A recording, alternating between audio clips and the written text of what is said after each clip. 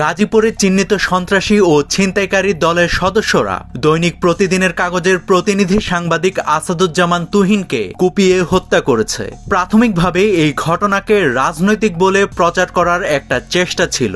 উদ্দেশ্যপ্রণোদিতভাবে কেউ কেউ বলছিল চাঁদাবাজির সংবাদ করাতেই তুহিনকে হত্যা করা হয়েছিল।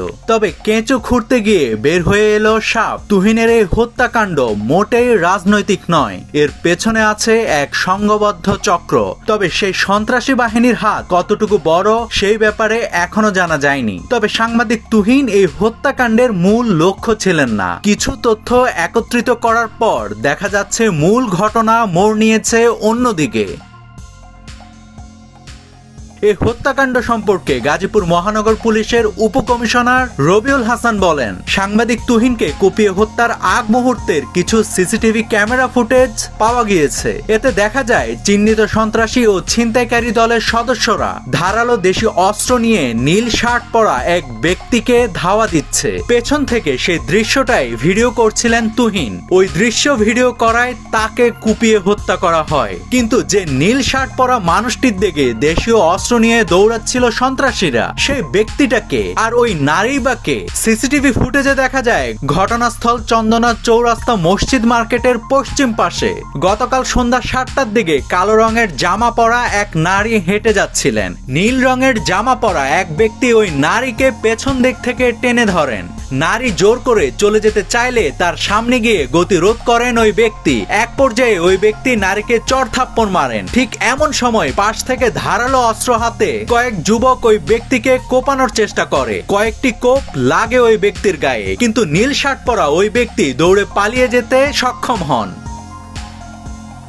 এখন কিভাবে বোঝা যাবে ওই নারী এবং পুরুষের পরিচয় কি? তাদের মাঝে কি নিয়ে বাক বিতণ্ডা হচ্ছিল এবং কেন একদল সন্ত্রাসী ওই লোককে কোপাতে আসলো, এটা জানার জন্য আর একটু পেছনে তাকাতে হবে। এই হত্যাকাণ্ডের কিছুক্ষণ আগে চান্দনা চৌরাস্তা এলাকার একটি চায়ের দোকানে বসে আড্ডা দিচ্ছিলেন সাংবাদিক আসাদুজ্জামান ও তার সহকর্মী শামীম হোসেন। ঘটনা সম্পর্কে সাংবাদিক শামীম বলেন, চান্দনা চৌরাস্তা এলাকায় আমরা দুজন এক দিক থেকে অন্য পাশে হেঁটে যাচ্ছিলাম। ঠিক এমন সময় একজন নারী ও পুরুষ আমাদের পাশ কাটিয়ে চলে যান। এমন সময় কয়েকজন লোক দেশি ধারালো অস্ত্র নিয়ে বলতে থাকে, ওই পাইছি তোরা আয়।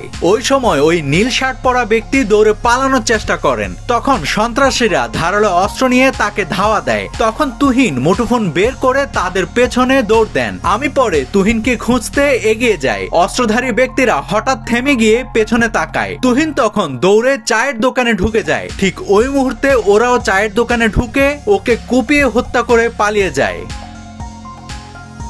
ওই ঘটনার পর হাসপাতালে পাওয়া যায় নীল শার্ট পরা ওই ব্যক্তিকে। তার গায়ে ধারালো অস্ত্রর আঘাত লেগেছিল।